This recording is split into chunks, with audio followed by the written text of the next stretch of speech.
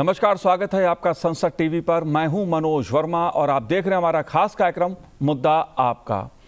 आगामी बजट से पर्यटन क्षेत्र को क्या उम्मीदें हैं, आज इस मुद्दे पर चर्चा करेंगे। इस मुद्दे पर बात इसलिए करेंगे क्योंकि केंद्रीय वित्त मंत्री निर्मला सीतारमण 23 जुलाई 2024 को पूर्ण बजट पेश करेंगी और आगामी बजट से पर्यटन क्षेत्र को अनेक अपेक्षाएं हैं।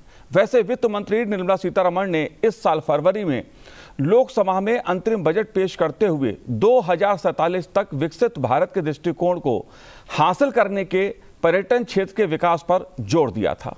दरअसल पर्यटन क्षेत्र का भारत की अर्थव्यवस्था में 5.8% का योगदान है। अर्थव्यवस्था और रोजगार की दृष्टि से इस क्षेत्र को महत्वपूर्ण माना जाता है। पर्यटन में स्थानीय उद्यमशीलता के लिए पर्याप्त संभावनाएं हैं। प्रधानमंत्री नरेंद्र मोदी ने भी देश में पर्यटन को बढ़ावा देने के लिए अपने स्तर पर भी लक्षद्वीप सहित कई पहल की। लिहाजा बजट से पर्यटन क्षेत्र को बहुत उम्मीदें हैं। क्या उम्मीदें हैं, मुद्दा आपका में आज इस पे चर्चा करेंगे और इसके विभिन्न पहलुओं को समझने की कोशिश करेंगे। दो खास मेहमान मेरे साथ इस समय जुड़े हुए हैं। अविनाश मिश्रा जी हमारे साथ इस समय स्टूडियो में हैं, जो पूर्व सलाहकार हैं पर्यटन और संस्कृति के नीति आयोग के। आपका स्वागत है अवनीश जी। साथ ही हम बात करेंगे आशीष गुप्ता जी से, जो कंसल्टिंग CEO हैं फेथ संस्था से। शुरुआत मैं आपसे करूंगा मिश्रा जी, और ये जानना चाहता हूं मैं कि लक्ष्य 2047 है।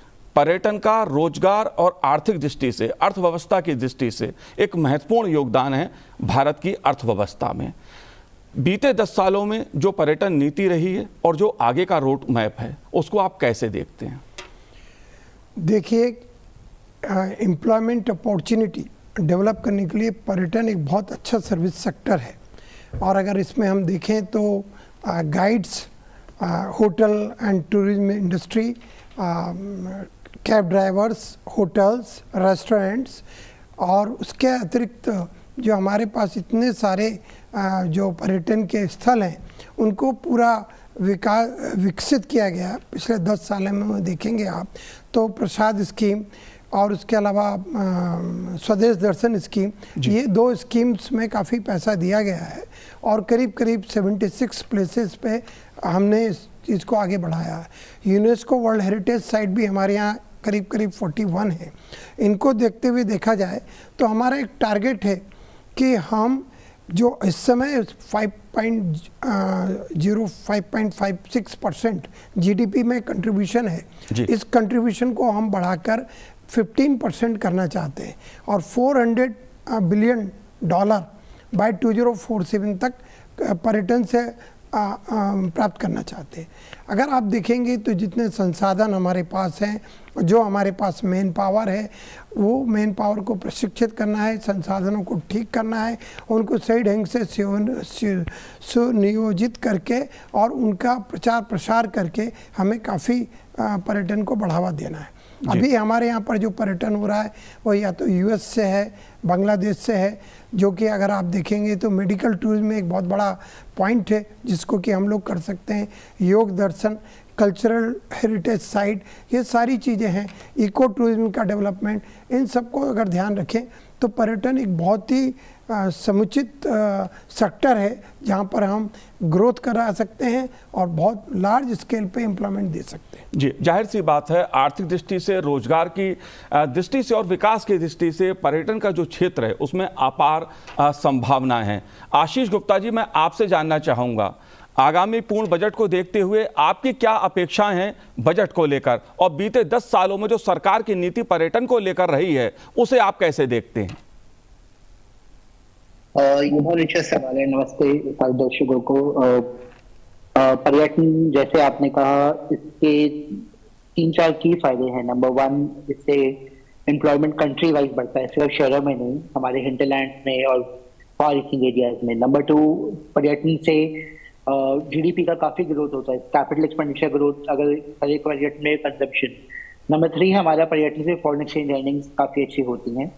और नंबर 4, पर्यटन से हमारे दुनिया भर में एक सॉफ्ट पावर क्रिएशन होता है। तो अगर हम देखें, पर्यटन का पिछले 10 सालों में एक सरकार का फोकस रहा है। पर्यटन हैज चाहे प्रधानमंत्री से लेकर बाकी कैबिनेट मिनिस्टर्स पर्यटन के बारे में फोकस करते हैं, लोग बात करते हैं उस पर।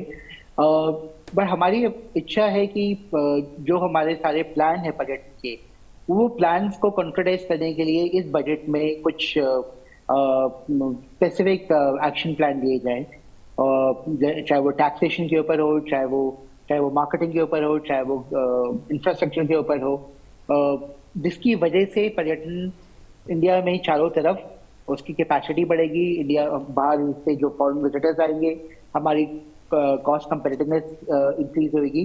तो जब आप बात आगे करेंगे टैक्स बजट की उससे, तो we'll come to that point कि पर्यटन में हमारा क्या क्या एक्शन पॉइंट्स लिए जाने चाहिए, जिससे हमारी कंट्री की जो की एडवांटेजेस हैं, चाहे वो नेचुरल अट्रैक्शन हो, चाहे वो कल्चरल अट्रैक्शन हो, उनको लेवरेज करने के लिए हम हमारे होटल्स के थ्रू, हमारे स्किल्ड मैन पावर के थ्रू, हमारे टूर ऑपरेटर्स, ट्रैवल एजेंट्स के थ्रू हम सारे डेस्टिनेशंस को एक पूरी कोहेरेंट स्ट्रैटेजी में ला सकते हैं। कुछ एक्शन पॉइंट्स की जरूरत है उस पर, और आगे हम इसकी बात करेंगे। जी बिल्कुल आशीष जी, और भी इसके पहलू आपसे समझने की कोशिश करूंगा, लेकिन अविनाश जी मैं आपसे ये जानना चाहता हूं, अगर बात देश के पर्यटन की जाए, जो स्थान है, बात चाहे आध्यात्मिक पर्यटन की हो या टूरिज्म के दूसरे सेक्टर्स की हो, तो भारत की अपार संभावनाएं हैं। विविधता बढ़ा देश है, अलग अलग इतने सुंदर अलग अलग राज्यों में स्थान हैं कि दुनिया भारत को देखना और जानना चाहती है। उस दृष्टि से देखा जाए तो टूरिज्म सेंटर के विकास, वैश्विक स्तर पर जो ब्रांडिंग होनी चाहिए और प्रचार के लिए जो प्रोत्साहन मिलना चाहिए, ये तीन विषय ऐसे लगते हैं जिस पर सरकार जोर देना चाहती है। इसको आप कैसे देखते हैं? देखिए, सरकार काफ़ी जोर दे रही है। अगर आप देखें तो आदरणीय प्राइम मिनिस्टर उन्होंने खुद ही कई बार कहा है अपने फॉरेन लेक्चर्स में कि आप आएँ इंडिया और अपने साथ 5 लोगों को और लाएं। उसके साथ साथ जितने भी एम्बेसीज़ हैं इंडिया की बाहर, उन एम्बेसीज़ को ये टारगेट दिया है कि आपका क्या ईयर ऑन ईयर ग्रोथ है जो कि टूरिज्म के रिलेशन में, वो आप उसको वो टारगेट्स बताइए और उन टारगेट्स को आप किस तरह से अचीव करते हैं। जहाँ तक संभावना की सवाल है, हमारे यहाँ अपार संभावना है। बौद्ध का जन्म हुआ है हमारे देश में और एक कंप्लीट बौद्ध सर्किट है, उनका जन्म है, उसके साथ साथ कंप्लीट जो ज्ञान मिला है, सारी चीज़ें हुई हैं। हिंदू धर्म का बहुत बड़ा सेंटर है, सिख धर्म का बहुत बड़ा सेंटर है, और आप देखेंगे कई मुस्लिम धर्म के भी बड़े प्रोमिनेंट सेंटर्स हैं। लेकिन इन सबको कहीं ना कहीं हमें लिंक करना है। बौद्ध धर्म के कारण Japan, China, Korea, south, north, ये सारे के सारे लिंक होते हैं और यहाँ पर काफ़ी बड़ी पॉपुलेशन है, और कहीं ना कहीं वो एरिया हैं जो अभी अनएक्सप्लोर्ड है, जहाँ पर कि अभी हमें जोर देना है और वो उस तरह से पर्यटन को बढ़ाना है। एक सिर्फ राम मंदिर बनने के कारण यूपी का टूरिज्म अभी इस समय हाईएस्ट हो गया है इंटरनेशनल लेवल पर। और इंटरनेशनल लेवल पर अगर आप देखें तो सरदार साहब की स्टैचू बनी है गुजरात में, उसके कारण काफ़ी फ़र्क पड़ा है। तो ये जो चीज़ें हैं, ये कहीं ना कहीं ग्रोथ के डेवलपमेंटल सोर्सेस हैं, रिसोर्सेस हैं, लेकिन इनकी पब्लिसिटी भी होना उतना ज़रूरी है। उसके लिए एम्बेसीज को, जैसे मैंने कहा कि उनको टारगेट दिया है, उनको वो देना है। उसके अलावा सिक्योरिटी, सेफ्टी, ये भी एक बड़ा इशू है हमारे देश में, और इस सब के लिए भी ट्रेनिंग की आवश्यकता है, मेन पावर भी ट्रेन करना है। लेकिन हाँ, टूरिज्म एक ऐसा सेक्टर है जिसका डेवलपमेंट सबके डेवलपमेंट में और एम्प्लॉयमेंट क्रिएशन में बहुत ज़्यादा भाग अपना देगा, कंट्रीब्यूशन बहुत होगा। जी बिल्कुल, ये बात मैंने इसलिए उठाया, ये मुद्दा कि जो अपार संभावनाओं की बात है, एक्सप्लोर करने की बात है, उसमें प्रधानमंत्री नरेंद्र मोदी जी ने किस तरह से भूमिका निभाई, लक्षद्वीप एक उसका उदाहरण है। लक्षद्वीप यात्रा की तस्वीरें सोशल मीडिया पर साल के शुरू में प्रधानमंत्री जी ने शेयर की, और उसके बाद जिस तरह से लक्षद्वीप की तुलना मालदीव या दूसरे देशों से की गई, वो अपने में एक चर्चा का विषय बना और बड़ी संख्या में टूरिस्ट लक्षद्वीप की तरफ गए। वहाँ उन्होंने जी जी, जहाँ तक लक्षद्वीप का सवाल है, लक्षद्वीप और अंडमान निकोबार ये हमारे प्रिस्टाइन आइलैंड है और अनटच्ड आइलैंड है। बंगाराम में जहाँ की माननीय प्रधानमंत्री जी थे, वो जो तस्वीर आई थी बंगाराम आइलैंड बहुत अच्छा है, हमने उसको डेवलप नहीं किया है। ये हमारा अनटच्ड पोर्शन है जिसको कि अभी हम डेवलप कर रहे हैं। इमीडिएटली हम लक्षद्वीप के 32 डेस्टिनेशंस को डेवलप कर रहे हैं और उसमें प्राइवेट सेक्टर पार्टिसिपेशन के साथ कर रहे हैं। और मैं समझता हूं कि मालदीव्स और लक्षद्वीप के कंपैरिजन में लक्षद्वीप कहीं ज़्यादा बहुत अच्छा और बहुत ज़्यादा ऊपर है। उसके साथ साथ अगर आप अंडमान निकोबार देखेंगे वो भी बहुत अच्छा है और हमारे बहुत से ऐसे आइलैंड हैं जो कि दादर नगर हवेली वहाँ पर भी हैं। उन सब के डेवलपमेंट में जो कि अभी तक हमारा वो नहीं था, उतना ध्यान नहीं था, लेकिन देने के बाद मैं समझता हूं कि हमारे पास टूरिज्म पोटेंशियल बहुत ज़्यादा है। वर्ल्ड क्लास टूरिज्म पोटेंशियल है जो सेशल्स से, मालदीव से या इन जगहों से कंपेयर होता है। जी, तो हमें लगता है कि इसकी डेवलपमेंट की अभी बहुत आवश्यकता है। आशीष जी, मैं आपसे भी इस पहलू को समझना चाहूँगा क्योंकि बात सिर्फ देशी और विदेशी टूरिस्टों की नहीं है, बात उस वातावरण की है जिसको सरकार ने बीते 10 सालों में बनाने की कोशिश की है। जैसा अगर G20 की मैं बात करूं कि देश के अलग अलग शहरों में जिस प्रकार से कार्यक्रम का आयोजन किया गया, उससे भारत की जो विविधता है, जो टूरिज्म है, उसका एक दूसरा रूप दुनिया ने देखा। और लक्षद्वीप का उदाहरण मैंने दिया। आप इस बदलते हुए वातावरण को कैसे देखते हैं? आपने बिल्कुल सही कहा। आई थिंक जो G20 में हमने भारत की पोजीशनिंग करी है, पोर्ट्रेल किया है, 60 से ऊपर सिटीज में जाकर अलग अलग वेन्यूज में G20 इवेंट्स हुए थे। उससे एक बहुत बड़ी चीज शुरू होती है दुनिया में कि सिर्फ दिल्ली, मुंबई, कैलकाटा में जो meeting incentives, meeting, exhibition, conferences नहीं होती, बाहर इंडिया के पूरी कंट्री में ये पॉसिबिलिटी है और अगर उसको ठीक से प्लान किया जाए तो वो वर्ल्ड क्लास लेवल पे हो सकती है। लेकिन इस चीज को G20 जब पिछले साल खत्म हो गया, आई थिंक जो आपने बात बिल्कुल ठीक कही, ये जो बहुत अच्छी शुरुआत है, उस शुरुआत को हमें छोड़ना नहीं है जी। हमें ये कोशिश करनी चाहिए कि हमारी सारी कंट्रीज में जो सोर्स मार्केट्स हैं, हमारे प्रायोरिटी कंट्रीज हैं, इमर्जिंग मार्केट्स हैं, वहाँ पे इंडिया के एडवर्टाइजिंग और ब्रांडिंग एक पूरे जोश और पूरे फुल एक फोकस के साथ की जाए। स्पेशली मोर इम्पोर्टेंटली कोविड के बाद सारी कंट्रीज ने ये चालू किया है, उन्होंने अपनी मार्केटिंग ब्रांडिंग शुरू करी। G20 में हमारी पूरी दुनिया में इतनी अच्छी ब्रांडिंग हुई और इसीलिए अभी ज्यादा जरूरी है कि हमारी मार्केटिंग और ब्रांडिंग पूरी दुनिया में और तेजी से की जाए। और इस बजट में यही हमारी एक एक्सपेक्टेशन है कि जो प्री कोविड से पहले जो मार्केटिंग और ब्रांडिंग का बजट था, वो बजट तो रिस्टोर किया ही जाए, उससे आगे भी लेके जाए।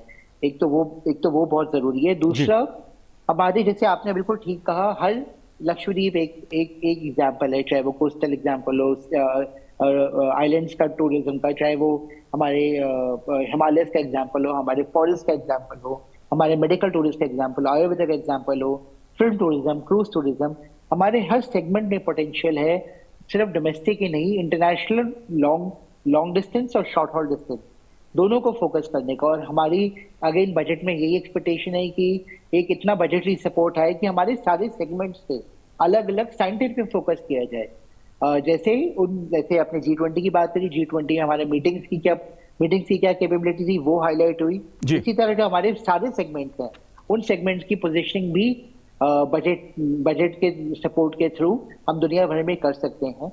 और उसको आगे ले जाने के लिए लास्ट माइल तक जो हमारी हर कंट्री में एम्बेसी है, हर एम्बेसी में हमारे tourist officers, train tourist officers होने चाहिए जो जैसे अविनाश जी ने उनके टारगेट्स वो मीट कर सके, हर कंट्री से हमारा टूरिज्म मिनिमम डबल कर सके और वो एक सेट ऑफ एक्टिविटीज लेके आ सके। बट उसके लिए जरूरत है कि हर एम्बेसी में हमारी दुनिया भर में एक qualified market tourism product experts हों जो इंडिया को अच्छी तरह समझते हों।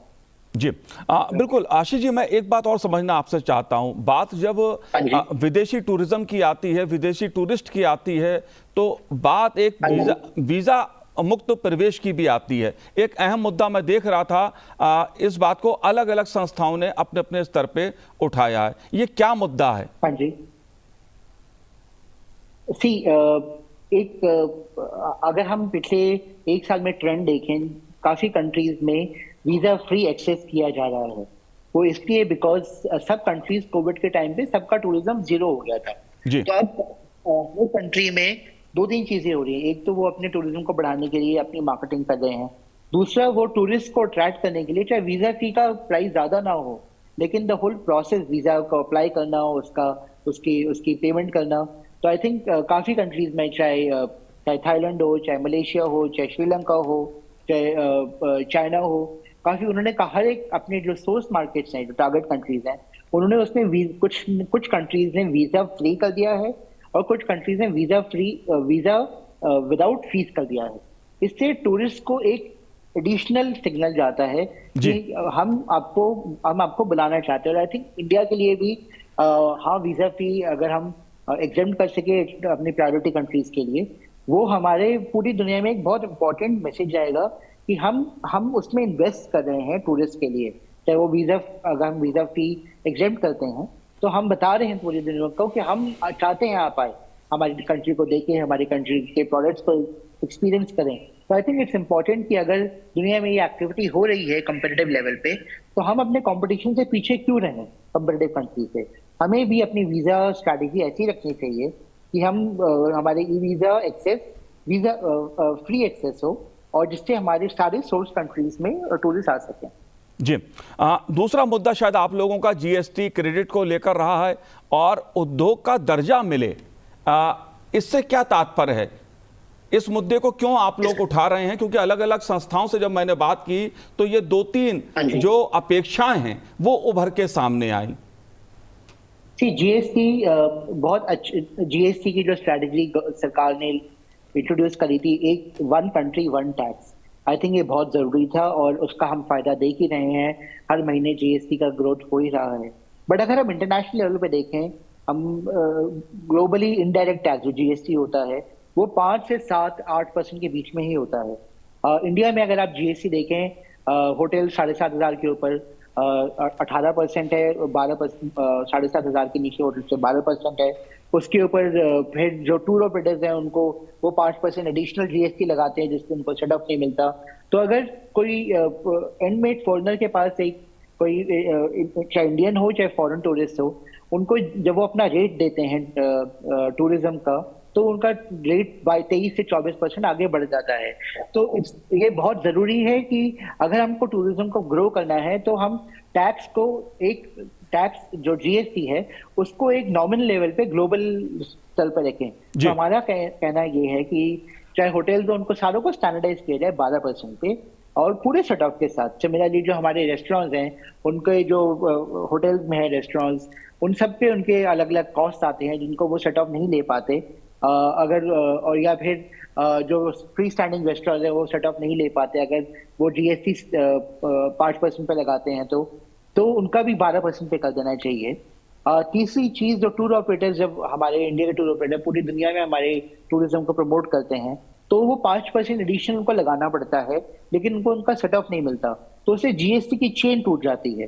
तो उनका भी वो सिर्फ इंटरमीडिएट है, वो तो उनका जीएसटी नॉमिनल लेवल पे चाहे 1.5-2% रहे फुल सेट ऑफ के साथ, तो हमारा जीएसटी रेट बढ़ेगा नहीं। तो अगर 12% होटल्स पे रखें स्टैंडर्डाइज, टूर ऑपरेटर्स को 1-1.5% पे रखें विद फुल सेट ऑफ, तो उससे हमारे जीएसटी ग्लोबली बहुत कंपेटिटिव होगा। जीएसटी में एक बहुत इंपॉर्टेंट चीज है, जो अगर हम विद इन द कंट्री हम इवेंट्स करते हैं कॉर्पोरेट्स और किसी दूसरे स्टेट में जाते हैं, तो अगर वो स्टेट में रजिस्टर्ड नहीं होते तो उनको जीएसटी का क्रेडिट नहीं मिलता और इससे उनके लिए उनको वहां पे एक्सपेंसिव हो जाता है। तो होटल्स को भी इनेबल करना चाहिए कि वो आईजीएसटी क्रेडिट दे सकें। तो ऐसे जीएसटी की 3-4 चीजें हैं जिससे अगर हमें चेन को, जीएसटी की चेन को कंप्लीट करें, सेट ऑफ अवेलेबल करें, रेट को 12% पे लेके हैं, और जो इंटरमीडिएट हैं जैसे टूर ऑपरेटर्स, तो उनको उनका जीएसटी का रेट नॉर्मलाइज करके 1-1.5% पे करके सेट ऑफ के साथ तो हमारी चेन कंप्लीट हो जाएगी और हमारा ग्लोबल कंपेटिटिवनेस बढ़ेगी।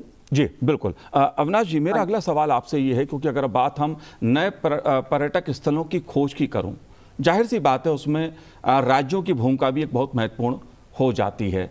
अगर विकसित भारत की हम बात करते हैं, अर्थव्यवस्था की बात हम करते हैं, तो नए जो पर्यटन स्थल हैं उनको खोजना, उनको डेवलप करना, उनको विकसित करना, दुर्गम इलाकों की जो कनेक्टिविटी है उसमें सुधार करना, खास तौर से अगर उत्तर पूर्वी राज्यों की मैं बात करूं, अपार संभावनाएं हैं। ये 2-3 बातें जो हैं इनको आप पर्यटन की दृष्टि से, नीतिगत दृष्टि से कैसे देखते हैं?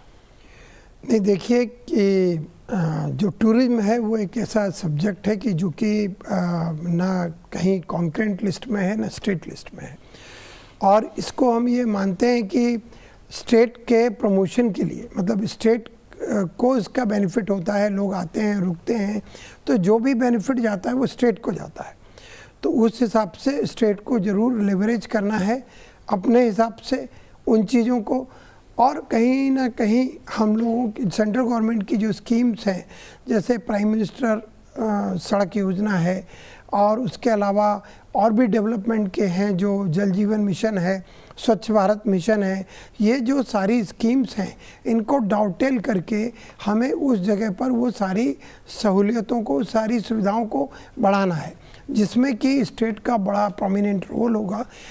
टूर ऑपरेटर्स हैं वहाँ पर जो टूरिज्म के लिए जो कैब एंड कैरेजेस की फैसिलिटी है वो भी स्टेट गवर्नमेंट के एम्बिट में है, तो ये सब उनको देना है। सुरक्षा का मुद्दा तो बहुत महत्वपूर्ण है। और सुरक्षा एक अपने आप में बहुत ही बड़ा मुद्दा है, जो कि मैं समझता हूँ कि वो एक स्टेट को बहुत रिस्पॉन्सिबली इसको देखना पड़ेगा अगर टूरिज्म को विकसित करना है और विकसित होना है, तो ये चीज़ें हैं। एक आखिरी सवाल मेरा आपसे है, क्योंकि ये सवाल पर्यटन संबंधी जो संसदीय समिति थी उसका भी था, कि जो हेल्थ टूरिज्म है उसको लेकर जो संभावनाएं हैं वो आप कैसे देखते हैं, क्या मुद्दा? देखिए, मेडिकल टूरिज्म की हमारे यहाँ बहुत संभावना है। जो प्रोसीजर और जो ट्रीटमेंट जो विकसित देशों में होता है उस प्रोसीजर और वो ट्रीटमेंट हमारे देश में उससे अच्छे डॉक्टर्स के साथ 1/6 कॉस्ट पे होता है। आप अगर देखेंगे तो ये मेडिकल टूरिज्म हमारे यहाँ पर गल्फ़ कंट्रीज से बहुत ज़्यादा हो रहा है, बांग्लादेश से काफ़ी हो रहा है, और इसकी अपार संभावना है। इसके लिए भी मेडिकल टूरिज्म में स्टेट ऑफ द आर्ट जो हमारे हॉस्पिटल्स हैं, जो कि मेगा सिटीज़ में हैं, जो चेन्नई में है, दिल्ली में भी हैं और बॉम्बे में भी हैं, इन सारों को के एडवर्टाइजमेंट की आवश्यकता है।